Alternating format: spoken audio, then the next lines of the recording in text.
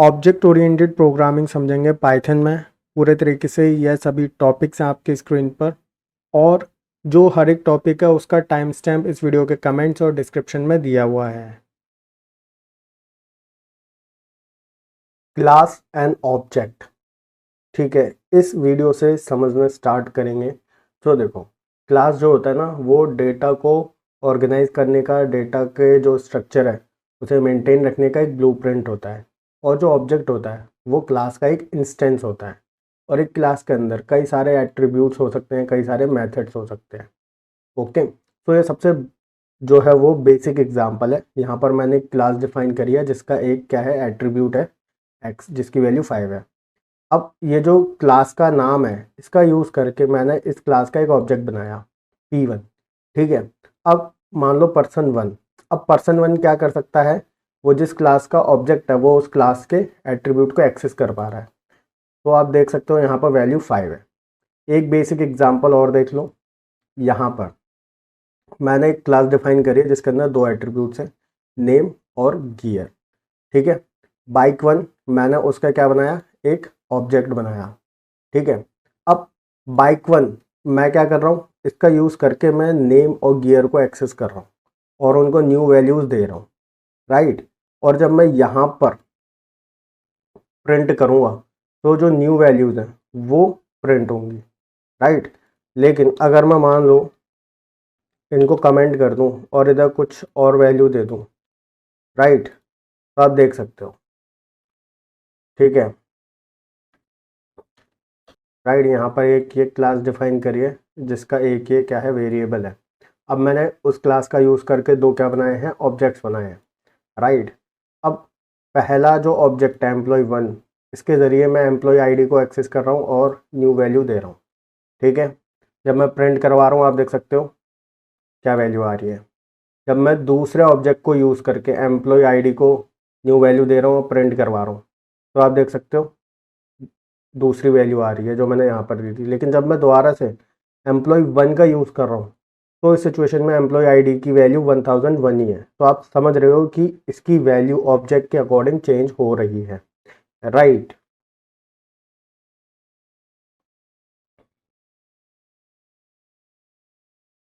सो अब जो है हम देखेंगे कि हम क्लास के अंदर मेथड को डिफाइन कर सकते हैं और उसे कैसे यूज़ कर सकते हैं। तो सिंपली क्लास है जिसके दो वेरिएबल्स हैं, एक मेथड मैंने इधर डिफाइन करा है। इसके अंदर आप देख रहे हो सेल्फ लिखा हुआ है। अब सेल्फ का मतलब ये है कि इस क्लास के जो भी ऑब्जेक्ट होंगे, ठीक है, तो वो ऑब्जेक्ट जब इस मेथड को कॉल करेंगे, ठीक है, तब ये मेथड सेल्फ का यूज़ करेगा उन ऑब्जेक्ट्स को रेफर करने के लिए, ठीक है। तो यहाँ पर self dot length, self dot breadth, ठीक है, मतलब इन दोनों की बात हो रही है। ओके, सो यहाँ पर एक ऑब्जेक्ट है, जब मैंने लेंथ और ब्रेथ की वैल्यू न्यू असाइन कर दी तब मैं क्या कर रहा हूँ, कैलकुलेट एरिया को एक्सेस कर रहा हूँ ऑब्जेक्ट का यूज़ करके, राइट। सो इससे क्या होगा कि जो वैल्यूज़ हैं वो मल्टीप्लाई हो जाएंगी, राइट, इस पर्टिकुलर ऑब्जेक्ट के लिए। क्योंकि मैं आपको बता चुका हूँ कि जो ऑब्जेक्ट कॉल करता है तो सेल्फ क्या करता है, उस पर्टिकुलर ऑब्जेक्ट को रेफर करता है, ठीक है। तो अब आउटपुट आप देख ही रहे हो।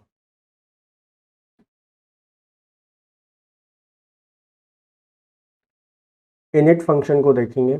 देखो, जो इनिट फंक्शन होता है क्लास के अंदर वो बिल्ट इन होता है और वो सेल्फ को एज ए फर्स्ट आर्गुमेंट लेता है, ठीक है। तो यहाँ पर इनिट फंक्शन का काम होता है कि जो ऑब्जेक्ट है उसको इनिशियलाइज करना, राइट। और सेल्फ का यूसेज आपको पता ही है कि जो भी पर्टिकुलर ऑब्जेक्ट है उसको रेफर करता है सेल्फ, राइट। सो यहाँ पर आप देख सकते हो क्लास, और ये जो आप देख रहे हो ये दो अंडरस्कोर है, ठीक है, एक स्टार्टिंग में और एक इधर, और उसके बाद सेल्फ नेम ईयर, राइट। अब मैं जब क्लास को, यहाँ पर आप देख रहे हो मैंने ऑब्जेक्ट को बनाया क्लास का यूज़ करके, तो पाइथन और ये वैल्यू पास करी है जो कि इधर रिसीव होंगी, और ये जो है ये एट्रीब्यूट्स में पुट हो जाएंगी जो कि मैं बाद में एट्रीब्यूट्स को यूज़ कर पाऊँगा ऑब्जेक्ट का यूज़ करके, राइट। अब ये वाला एग्जांपल देखो, इस वाले एग्जांपल में क्या हो रहा है कि मैंने एक मेथड भी यूज़ करा है। ये जो एट्रीब्यूट्स हैं, इन एट्रीब्यूट्स को मैं इस मेथड में यूज़ कर पा रहा हूँ। ठीक है, वैल्यूज़ पास करने के बाद मैं सिर्फ अपने मेथड को कॉल कर रहा हूँ ऑब्जेक्ट का यूज़ करके। ठीक है, तो सिंपली जो भी आउटपुट है वो मेरे को देखने के लिए मिल रहा है।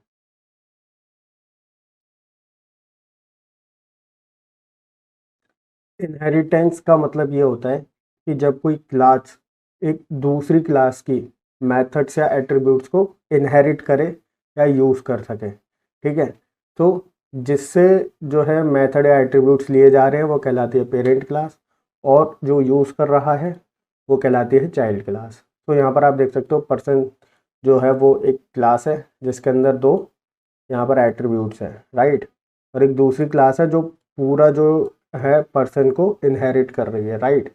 अब मैं यहाँ पर आप देखो पर्सन को यूज़ करके मैंने क्या करा है, ऑब्जेक्ट क्रिएट करा, और उस ऑब्जेक्ट को यहाँ पर प्रिंट नेम जो फंक्शन है उसे मैंने कॉल किया, राइट। तो आउटपुट आप देख रहे हो, ये जो है वो आउटपुट मेरे को मिल जाएगा जो मैंने वैल्यूज़ पास करी है, इधर रिसीव होके इधर प्रिंट हो जाएंगी, राइट, जब भी ये फंक्शन एग्जीक्यूट होगा। अब ऐसे ही यहाँ पर आप देखो मैंने स्टूडेंट को जो है वो यूज़ करके एक ऑब्जेक्ट बनाया, लेकिन उसके अंदर तो कोई प्रिंट नेम है नहीं, लेकिन फिर भी आउटपुट मिल रहा है देखने के लिए। क्यों?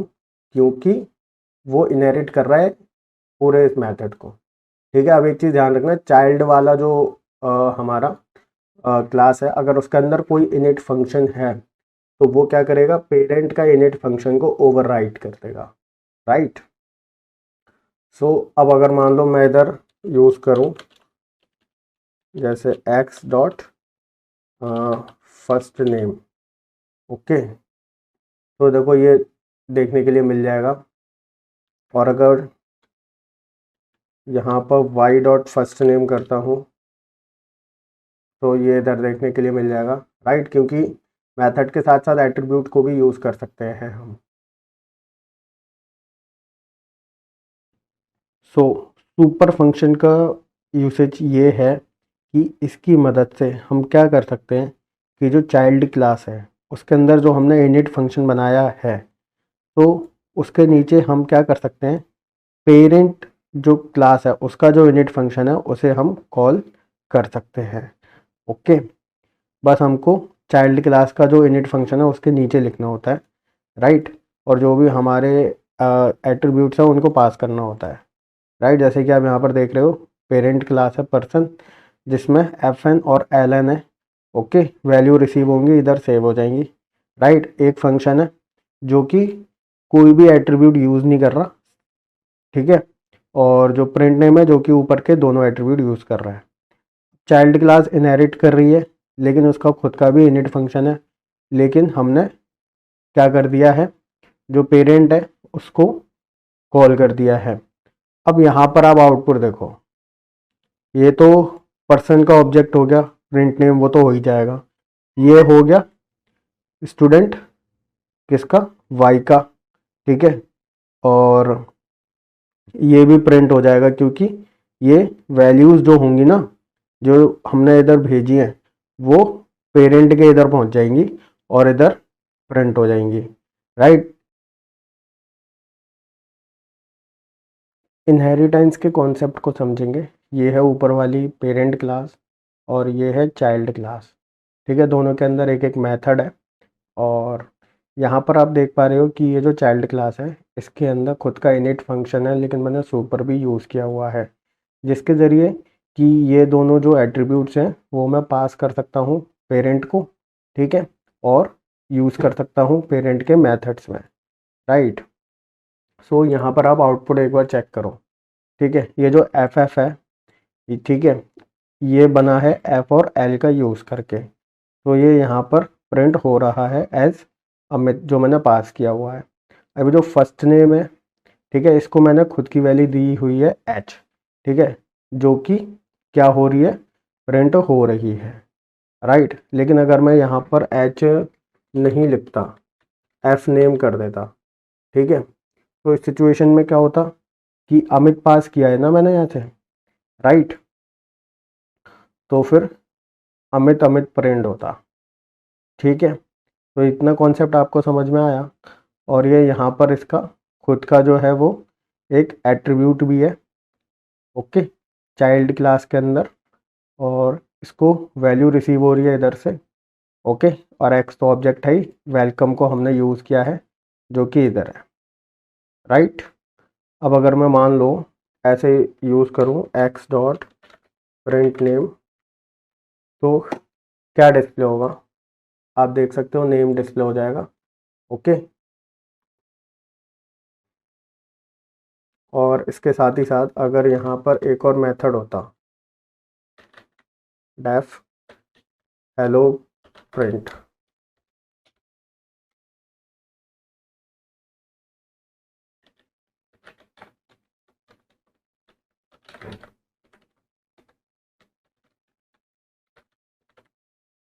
ठीक है।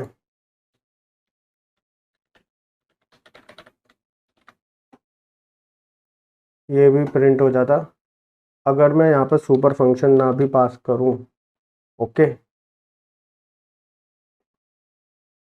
तो उस सिचुएशन में वेलकम तो काम करेगा नहीं, राइट, क्योंकि उसमें यूज़ हो रही हैं काफ़ी सारी ऐसी चीज़ें।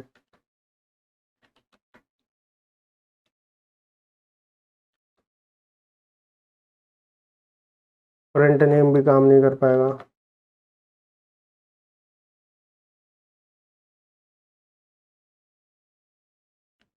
पॉलीमॉर्फिज्म का मतलब होता है मैनी फॉर्म्स, राइट, यानी कि ऐसे मेथड्स या एट्रीब्यूट्स जिनका एक ही नाम है और वो अलग अलग ऑब्जेक्ट या क्लासेस के ज़रिए एग्जीक्यूट हो सकते हैं, राइट। तो यहाँ पर मेरे पास हैं 3 अलग अलग क्लासेस, कार, बोट और प्लेन, ठीक है। और इन तीनों ही क्लासेस में मूव नाम का जो मेथड है वो क्या है, एक जैसा नेम है, ठीक है। और जो एट्रीब्यूट्स हैं उनके भी एक जैसे नेम है, राइट। बस जो प्रिंट करवा रहा हूँ मूव के अंदर वो अलग अलग है। सिंपल, मैंने तीनों क्लासेस का यूज़ करके अलग अलग ऑब्जेक्ट्स क्रिएट करे हैं, लूप का यूज़ करा है यहाँ पर, और जो एट्रीब्यूट्स हैं और जो मेथड है उनको एक्सेस किया है। तो आप देख सकते हो हर एक अलग ऑब्जेक्ट के लिए जो उस पर्टिकुलर क्लास का ऑब्जेक्ट है वही जो एट्रीब्यूट की वैल्यू है, ठीक है, उस क्लास के अंदर, और जो मेथड का आउटपुट है वही शो हो रहा है, राइट। अब ऐसा नहीं है कि इसका जो ऑब्जेक्ट है वो इसके मूव मेथड को एग्जीक्यूट करेगा, नहीं, राइट।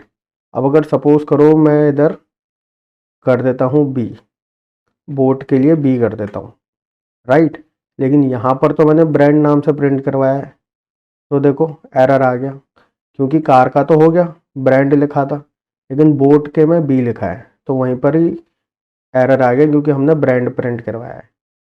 लेकिन अगर मैं यहाँ पर कर दूँ, ठीक है, तो वो एक्सेस हो जाएगा बोट 1 एम, बोट 1 बी, ठीक है, देख सकते हो ये इधर ऊपर आ गया, ब्रांड का नाम आ गया, राइट, इबीजा।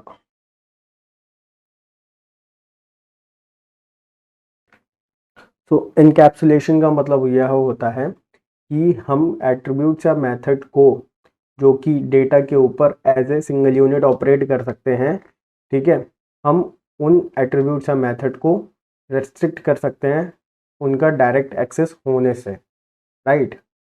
सो इसको डेटा को इंटेग्रिटी देने के लिए किया जाता है, ठीक है, और जो भी ऑब्जेक्ट की इंटरनल वर्किंग है उसे आउटसाइड वर्ल्ड से हाइड करने के लिए।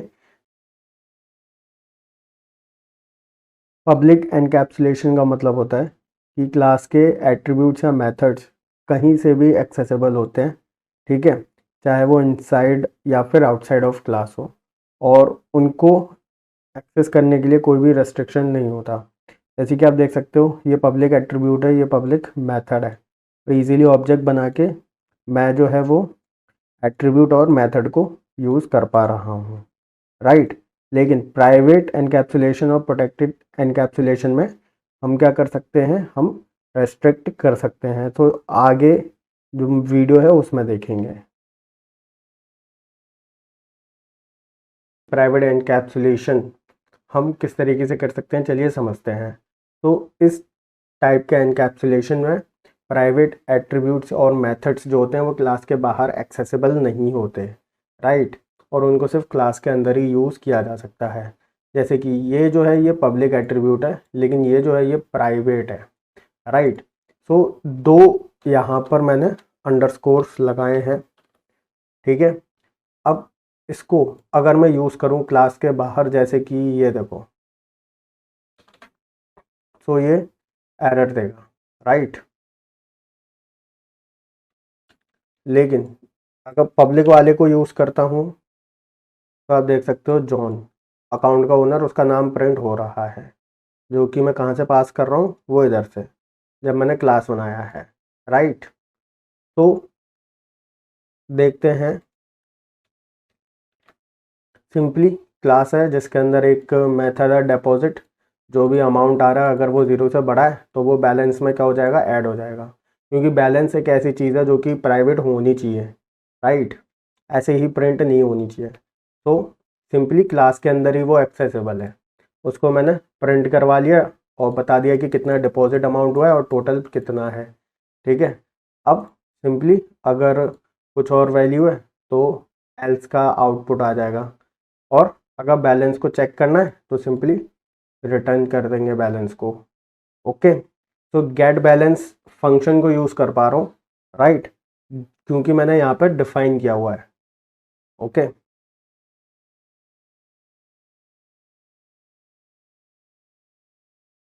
प्रोटेक्टेड एनकैप्सुलेशन को समझते हैं। इसमें क्या होता है कि जो मेथड या एट्रीब्यूट्स हैं उनको हम क्या कर सकते हैं, क्लास या फिर उसकी चाइल्ड क्लास के अंदर एक्सेस कर सकते हैं, ठीक है। सो सिंपली प्रोटेक्टेड बनाने के लिए हमको सिंगल अंडरस्कोर लगाना होता है पहले, फिर जैसे कि यहाँ पर ये जो सैलरी है वो प्रोटेक्टेड एट्रीब्यूट है, नेम पब्लिक है, राइट, और ये जो दूसरी क्लास है ये इनहेरिट कर रही है एम्प्लॉय को, ओके। सो सिंपली इसका एक मेथड है जिसमें मैंने प्रोटेक्टेड जो है इसको यूज़ किया हुआ है, ओके। अब अगर मैं एग्जीक्यूट करता हूँ तो आप देख सकते हो कि डिपार्टमेंट ये एक्सेस होके प्रिंट हो जाएगा, राइट, और सैलरी भी प्रिंट हो जाएगी। लेकिन अगर यहीं पर ये अगर होता हमारा प्राइवेट, डबल अंडरस्कोर लगा देता हूँ तो एरर शो होता, ठीक है। अब आगे देखते हैं इसी में ही,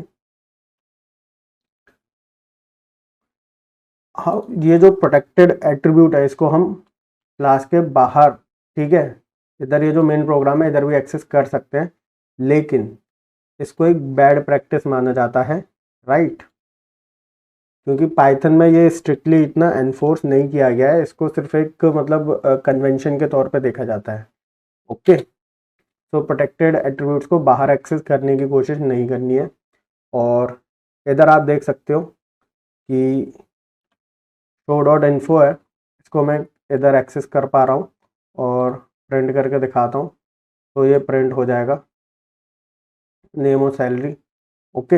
अगर सपोज करो कि ये जो है ये होता हमारा प्राइवेट और इसको मैं एक्सेस करता इधर, तो एरर, ओके। लेकिन अगर यहीं पर ही ये होता प्रोटेक्टेड तो इट विल बी एग्जीक्यूटेड।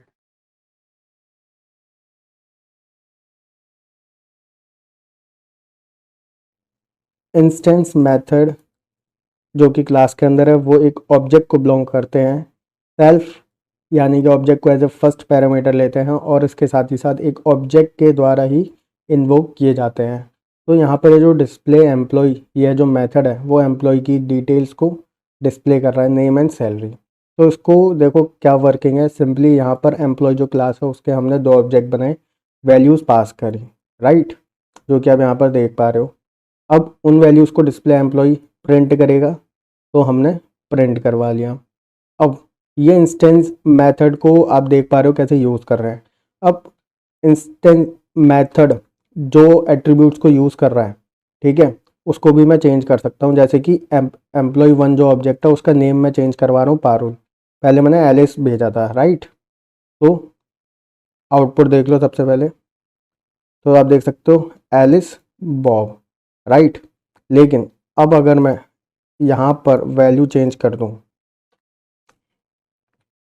ठीक है, तो आप देखना पहले तो देखो एलिस बॉब आ रहा है, लेकिन फिर एम्प्लॉय 1 का पारुल हो गया, राइट।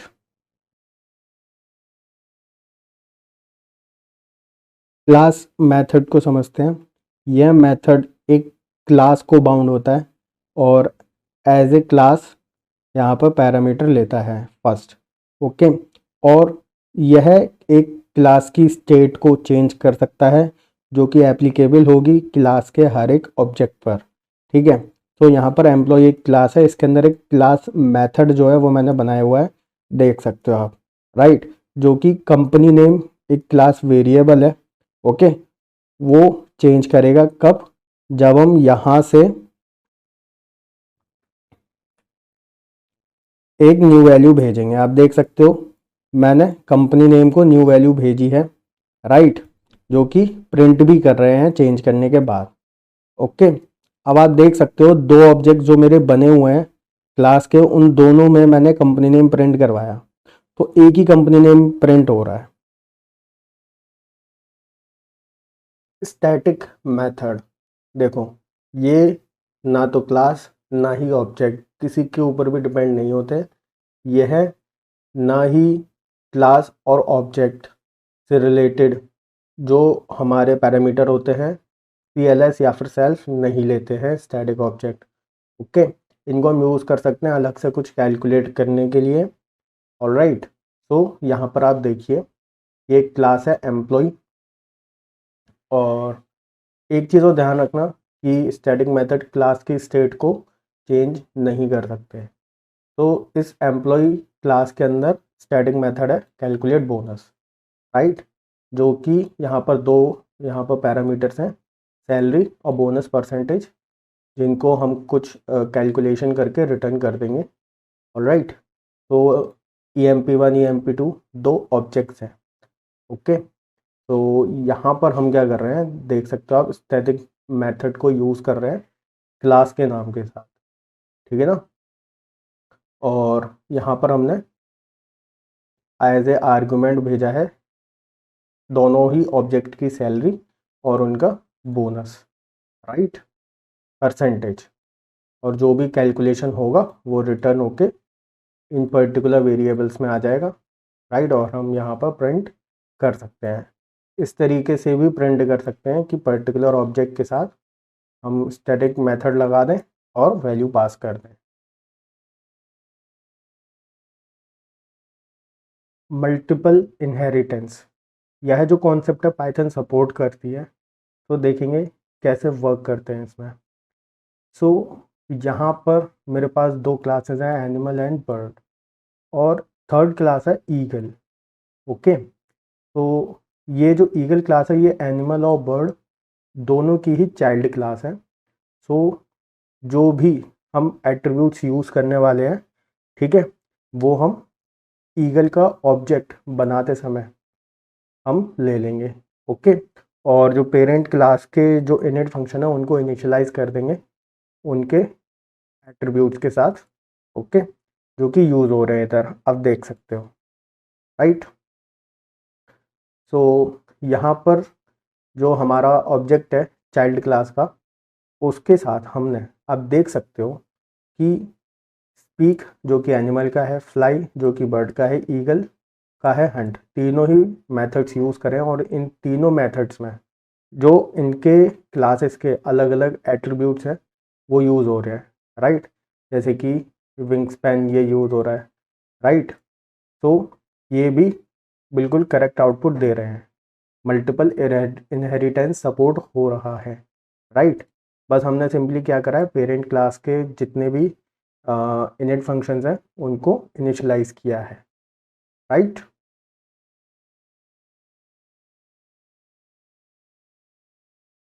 पाइथन में हम गेटर एंड सेटर मेथड के ज़रिए प्राइवेट एंड प्रोटेक्टेड एट्रीब्यूट्स होते हैं उनको हम एक्सेस कर सकते हैं, ठीक है, और उनकी स्टेट भी चेंज कर सकते हैं। ओके, यही एक प्रॉपर कन्वेंशन है अगर आप यूज़ करना चाहते हैं उन्हें आउटसाइड ऑफ क्लास, राइट। सो यहाँ पर आप देखो, ये जो है एक प्रोटेक्टेड है, ये एक प्राइवेट है, तो हमने इसके लिए गेटर मेथड बनाया है, राइट, प्रॉपर्टी का यूज़ करके। ये गेटर मेथड का नेम है और आप देख सकते हो अगर हम इस मेथड को कॉल करेंगे तो यह डिस्प्ले हो जाएगा, राइट। और ऐसे ही हमने सेटर मेथड बनाया है इसकी वैल्यू को चेंज करने के लिए, ओके। तो यहाँ पर आप देख सकते हो जो भी वैल्यू रिसीव होगी वो हम पुट कर देंगे इधर, ठीक है। ऐसे ही जो एज है इसके लिए भी बिल्कुल गेटर एंड सेटर मेथड्स बनाए हैं। अब हमने क्लास का ऑब्जेक्ट बनाया और उसकी प्रॉपर्टीज़ को आप यहाँ पर देख सकते हो कि मैं एक्सेस कर पा रहा हूँ outside of class, right, John and 25, right. अब वैल्यूज़ चेंज करनी है तो सिंपली आपको वही ऑब्जेक्ट के जो नेम है, ठीक है, उनको वैल्यू प्रोवाइड कर दो और आउटपुट आप देख सकते हो न्यू वैल्यूज़ इधर, right. Child class parent class के अंदर के दिए गए मेथड को ओवरराइड कर सकती है, उसके बिहेवियर को चेंज कर सकती है, जैसे कि साउंड मेथड यहाँ पर है पेरेंट के अंदर और चाइल्ड के अंदर साउंड मेथड है, ओके। तो यहाँ पर जो साउंड मेथड को अगर हम एग्जीक्यूट करेंगे तो जो चाइल्ड का है, ठीक है, वो इम्प्लीमेंटेशन अप्लाई होगा, राइट। जैसे कि यहाँ पर हमने ऑब्जेक्ट जो है वो बनाया और जो वैल्यूज़ हैं वो पास करी हैं और साउंड को मैं यहाँ पर कॉल कर रहा हूँ, तो आउटपुट आप देख सकते हो यह वाला आउटपुट मिल रहा है। और फिर बाकी नेम एज ब्रीड, नेम और एज तो एनिमल से इनहेरिट होकर आएंगे, ब्रीड यहाँ से आएगा, तो वो पूरा अप्लाई हो रहा है। पाइथन में मेथड ओवरलोडिंग नहीं हो पाती, ठीक है। मेथड ओवरलोडिंग का मतलब यह होता है कि हम एक ही नाम से अलग अलग मेथड्स को डिफाइन कर रहे हैं विद डिफरेंट आर्गुमेंट सिग्नेचर, ठीक है। तो पाइथन में इस बिहेवियर को अचीव करने के लिए हम ARGS एंड KWRGS का यूज़ कर सकते हैं, तो आप मेथड ओवरलोडिंग कर पाएंगे, ठीक है। तो बहुत ही सिंपल है, आप देख सकते हो शेप एक क्लास है जिसके अंदर दो डिफरेंट मेथड्स हैं, राइट। यहाँ पर जो वैल्यू रिसीव होगी, ठीक है, मान लो अगर एक वैल्यू रिसीव होती है तो यह ट्रू होगा, दो होगी तो यह ट्रू होगा, इसी तरीके से आप और भी इंक्रीज़ कर सकते हैं इफ़ एल्फ, राइट। सो यहाँ पर आप देखो जैसे कि मैंने शेप का एक इंस्टेंस बनाया एक ही आर्गुमेंट के साथ, राइट। सो इंस्टेंस का नाम है सर्कल, दो के साथ बनाया तो उसका नाम रख दिया रेक्टेंगल, तो आप कुछ भी रख सकते हो C1 या R1 इस तरीके से करके, राइट। तो एक रिसीव होने का मतलब क्या है कि वो रेडियस रिसीव हुआ है, तो ARGS में से एक वैल्यू जो है वो ले लेंगे हम, ठीक है, 0 इंडेक्स पर, और शेप टाइप दे देंगे सर्कल। अगर दो हुई है तो विद इन हाइट और शेप टाइप रेक्टेंगल, अगर कुछ और है तो इनवैलिड, राइट। और सिंपली हम क्या कर सकते हैं, एरिया जो मेथड है इसे कॉल कर सकते हैं, सर्कल के साथ हो या फिर रेक्टेंगल के साथ हो, जो कि ये ऑब्जेक्ट हैं, राइट। और वैल्यूज़ जो है उनके दिए गए नंबर ऑफ़ आर्गुमेंट्स के अकॉर्डिंग यहाँ पर भी ट्रू हो जाएगी और कैलकुलेट हो जाएगी, राइट। और डिस्क्राइब क्या कर रहा है, ये शेप टाइप बता रहा है हमको सिंपली, आप देख ही सकते हो।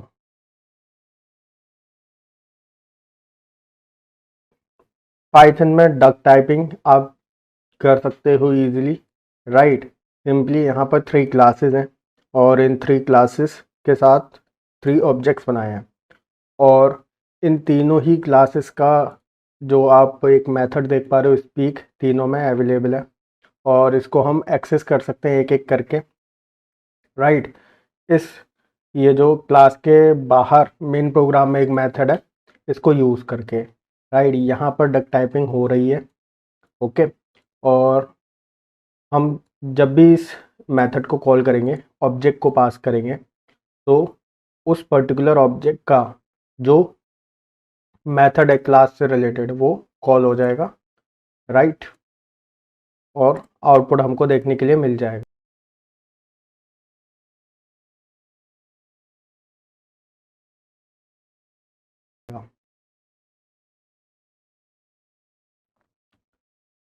कंपोजिशन में हैज़ अ रिलेशनशिप होता है जिसमें एक क्लास दूसरे क्लास के ऑब्जेक्ट को अपने अंदर कंटेन कर सकती है, राइट। सो यहाँ पर दो क्लासेस हैं, एक है बुक, एक है लाइब्रेरी, राइट। सो इनका जो यूसेज है वो तो आप देख ही रहे हो। सो सिंपल, आप देखो मैंने बुक जो क्लास है इसके 3 ऑब्जेक्ट्स बनाए हैं और वैल्यूज़ मैंने पास कर दिए। वैल्यू क्या क्या है, बुक का टाइटल और बुक का ऑथर, ओके। अब मैंने लाइब्रेरी का एक ऑब्जेक्ट बनाया और मैंने वैल्यू पास करी है लाइब्रेरी का नाम। अब यहाँ पर आप देखो कि लाइब्रेरी का जो ऑब्जेक्ट है उसका यूज़ करके मैंने क्या करा है, 3 ऑब्जेक्ट्स, ठीक है, जो कि मेरे बुक के हैं वो मैंने पास करे हैं। लेकिन मेथड किसका है, ये भी लाइब्रेरी का ही मेथड है, ऐड बुक, ओके। तो मैं क्या कर रहा हूँ, यहाँ पर ये जो मेरा एट्रीब्यूट है लाइब्रेरी का इसके अंदर अपेंड करवा रहा हूँ ये वैल्यूज़, राइट, जैसे कि आप देख ही रहे हो जो भी वैल्यू रिसीव होंगी, ओके। और सिंपली यहाँ पर लाइब्रेरी का जो ऑब्जेक्ट है उसी का यूज़ करके मैं इस मेथड को यूज़ कर रहा हूँ। और ये मेथड क्या कर रहा है, अगर ये जो बुक्स है ये एम्प्टी है तो सिंपल नो बुक्स, अगर एम्प्टी नहीं है तो फॉर लूप का यूज़ करके book dot gate details, right. ये जो बुक है ना वो ये है, ठीक है, और गेट डिटेल्स कहाँ पर है, इधर। और सिंपली यहाँ पर जो भी ऑब्जेक्ट होगा, ठीक है ना, क्योंकि सेल्फ डॉट बुक्स के अंदर क्या है, ऑब्जेक्ट है, ठीक है। तो जो भी ऑब्जेक्ट आएगा, राइट, इधर उसके according title and author display हो जाएगा, राइट, जैसे कि आप इधर देख पा रहे हो।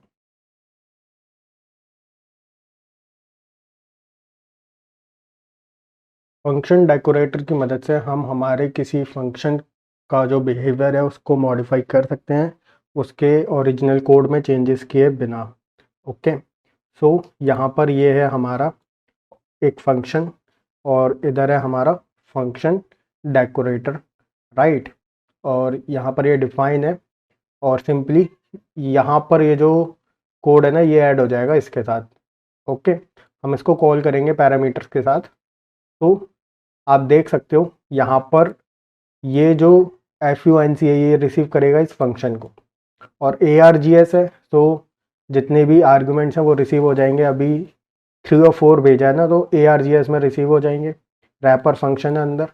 लेकिन ये कब कॉल होगा, जब यह एग्जीक्यूट होगा, राइट, और इसके ज़रिए रैपर फंक्शन कॉल होगा और यहाँ पर यह डिस्प्ले हो जाएगा वैल्यूज़, ठीक है। FUNC जो भी इसने रिसीव किया है ऐड नाम का फंक्शन ये डिस्प्ले हो जाएगा इधर, और ARGS KRGS की वैल्यूज़।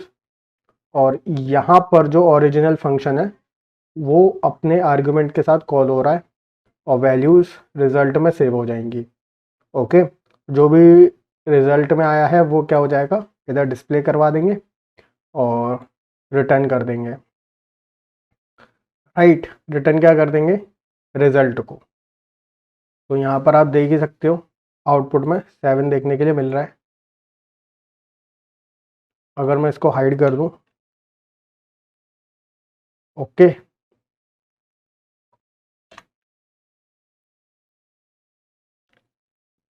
तो ये वाली लाइन क्या कर रही है, ठीक है ना, ओरिजिनल फंक्शन की जो वर्किंग है वो करवा रही है। देखो क्लास डेकोरेटर की मदद से हम एक क्लास का जो बिहेवियर है उसको मॉडिफाई कर सकते हैं। ये एक क्लास है पर्सन, इसका ऑब्जेक्ट है इधर, ये आप देख रहे हो। अब इस पर्सन क्लास के साथ ये GRT जो मेथड है वो मैंने ऐड कैसे किया, राइट। सो इस बिहेवियर को ऐड किया है बाय यूजिंग क्लास डेकोरेटर जो कि यहाँ पर डिफाइंड है और जो कि एज ए क्लास को रिसीव करेगा, राइट। और क्लास को रिसीव करने के बाद ये जो ग्रीट, ठीक है, मेथड है इसको मैं ऐड कर दूंगा क्लास के साथ, राइट, और रिटर्न कर दूंगा क्लास को। सो जब भी मैं GRT मेथड को कॉल करूंगा तो ये एग्जीक्यूट हो जाएगा।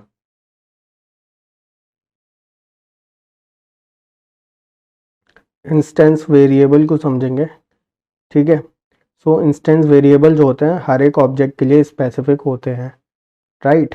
सो ये इनिट जो मेथड होता है उसके अंदर डिफाइन किए जाते हैं। जैसे कि आप देख रहे हो क्लास है और दो इंस्टेंस वेरिएबल है, नेम एंड एज, और एक मेथड है जो कि इन दोनों को यूज़ कर रहा है। अब मैंने दो ऑब्जेक्ट बनाए हैं क्लास के, राइट, और जो इंस्टेंस वेरिएबल है उनको एक्सेस कर रहा हूँ, ओके। और आउटपुट तो आप इधर देख ही रहे हो। अब मैं जो है वो मॉडिफाई भी कर सकता हूँ इंस्टेंस वेरिएबल को, जैसे कि एज को मैं मॉडिफाई कर रहा हूँ dog1 ऑब्जेक्ट के लिए, राइट। और मैंने इंट्रोड्यूस जो मेथड है इसको कॉल करके चेक किया फर्स्ट वाले ऑब्जेक्ट के लिए। सो आउटपुट आप देख ही रहे हो।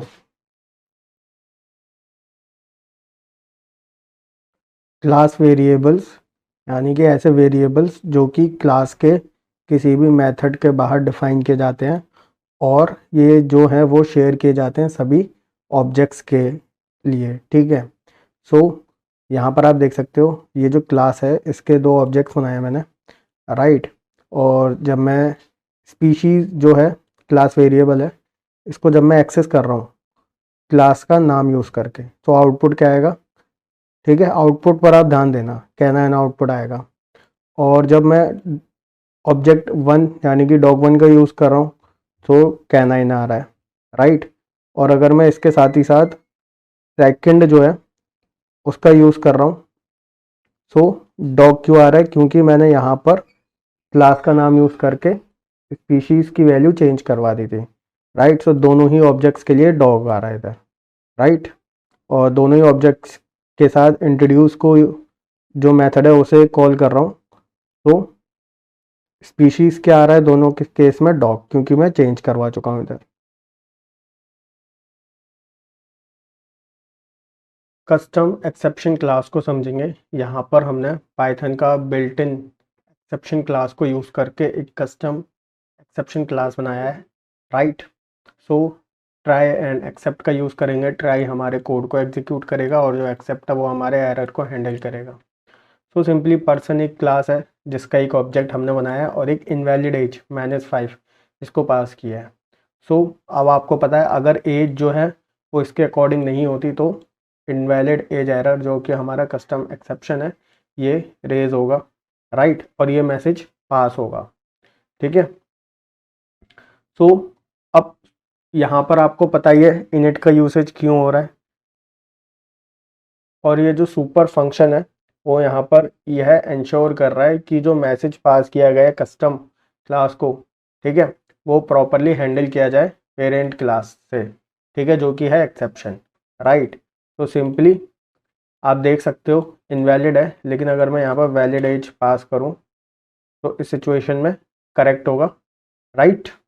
ये जो है वो हमारा डिस्प्ले हो जाएगा।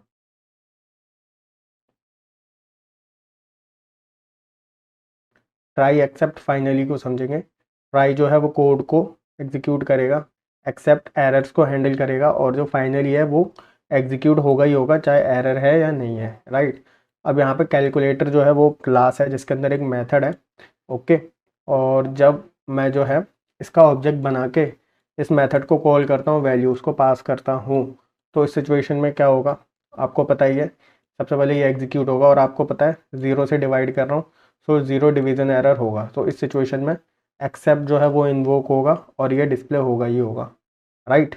और रिजल्ट को मिल जाएगा नन, ओके। और ये तो डिस्प्ले होना ही है, और उसके बाद जो रिजल्ट है वो रिटर्न हो जाएगा और इधर डिस्प्ले हो जाएगा, राइट, क्योंकि हमको पता है इस सिचुएशन में नन है, ओके।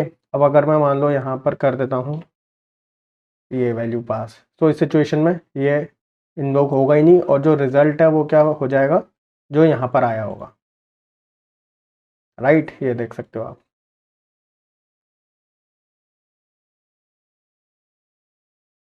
ट्राई एक्सेप्ट फाइनली को यूज़ करेंगे कस्टम एक्सेप्शन क्लास के साथ, ठीक है।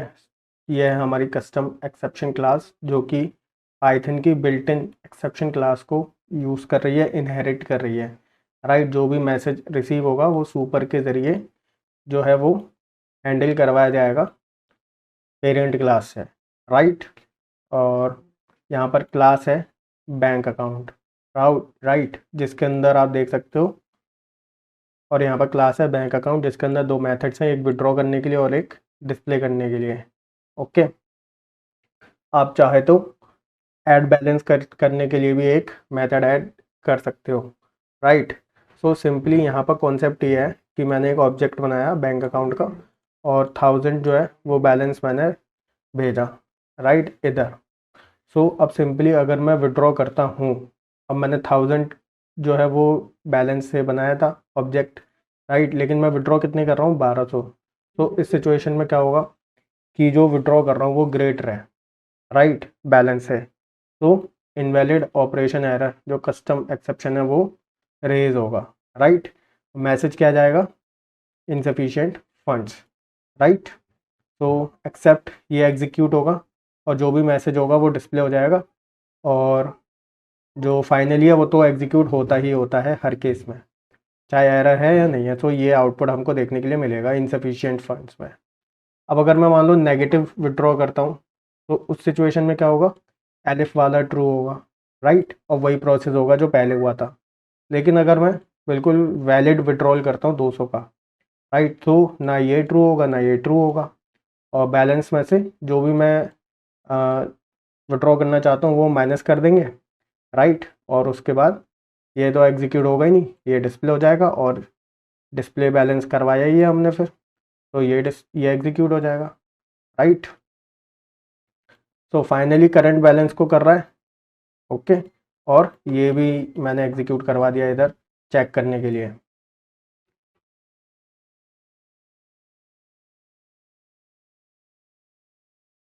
सो स्टूडेंट, जहाँ पर हम इटरेटर का कॉन्सेप्ट समझेंगे, तो जो इटरेटर होता है वो ऐसा ऑब्जेक्ट होता है जो हमारे कलेक्शन के आइटम को वन बाय वन ट्रावर्स करने में, ठीक है, हेल्प करता है। सो जैसे कि आप यहाँ पर देख रहे हो, एक लिस्ट है, और उस लिस्ट का यूज़ करके मैंने एक इटरेटर ऑब्जेक्ट क्रिएट करा, ठीक है। अब अगर मैं सपोज करो यहाँ पर प्रिंट करता हूँ इसको, सिंपली ऑब्जेक्ट को, सो आउटपुट क्या मिलेगा, जैसे कि आप यहाँ पर देख रहे हो। अब अगर मैं नेक्स्ट फंक्शन के अंदर अप्लाई करके प्रिंट करूँ, तो क्या होगा, एक एक करके मैं ट्रावर्स कर सकता हूँ। पहली बार करूँगा तो 1, दूसरी बार में 2, तीसरी बार में 3, इस तरीके से, राइट। अब अगर आउट ऑफ रेंज जाऊँगा मैं, ठीक है, सो यहाँ पर एरर डिस्प्ले हो जाएगा, स्टॉप इटरेशन, ठीक है। क्लास एंड ऑब्जेक्ट के पर्सपेक्टिव में हम इटरेटर के कॉन्सेप्ट को समझेंगे। तो जो इटरेटर होता है वो हमारे कलेक्शन के आइटम्स को ट्रावर्स करने में हेल्प करता है वन बाय वन, राइट। सो यहाँ पर आप देखो, सिंपली एक क्लास है जिसके अंदर एट्रीब्यूट्स हैं जिनको वैल्यूज़ मिल रही हैं कुछ, ठीक है, जो कि मैं ऑब्जेक्ट बनाते समय पास करूँगा। और जब मैं अपने ऑब्जेक्ट के साथ आइटर को प्रिंट करता हूँ, तो सिंपल इटरेटर जो है वो खुद रिटर्न होता है, राइट। और ये दोनों ऑटोमेटिकली एग्जीक्यूट होंगे जब मैं अपने ऑब्जेक्ट को फॉर लूप में यूज़ करूँगा, राइट। तो सबसे पहले जब मैं फॉर लूप में यूज़ कर रहा हूँ ऑब्जेक्ट को, तो आइटर खुद एग्जीक्यूट होगा। जब ये रिटर्न कर देगा खुद को, उसके बाद क्या होगा, नेक्स्ट एग्जीक्यूट होगा। और जो मेरी करंट वैल्यू है, राइट, अगर वो एंड से, यानी कि जो एंड वैल्यू आई है ना 5, उससे अगर ग्रेटर हो जाती है, ठीक है, यानी कि इधर 5 ग्रेटर देन 5 हो जाता है, तो इस सिचुएशन में क्या होगा, स्टॉप इटरेशन, जो कि पाइथन की क्या है, एक बिल्ट इन क्लास है, ये एग्जीक्यूट होगी, यानी कि ये स्टॉप हो जाएगा, राइट। और कोड के अकॉर्डिंग एक एक वैल्यू प्रिंट हो ही जाएगी इधर। इनर क्लास के कॉन्सेप्ट को समझेंगे, राइट, यानी कि क्लास के अंदर क्लास, नेस्टेड क्लास भी बोल सकते हैं। सो लैपटॉप आउटर क्लास है, बैटरी इनर क्लास है, राइट। तो जो इनर क्लास है वो एक तरीके से यूटिलिटी की तरह काम आ सकती है।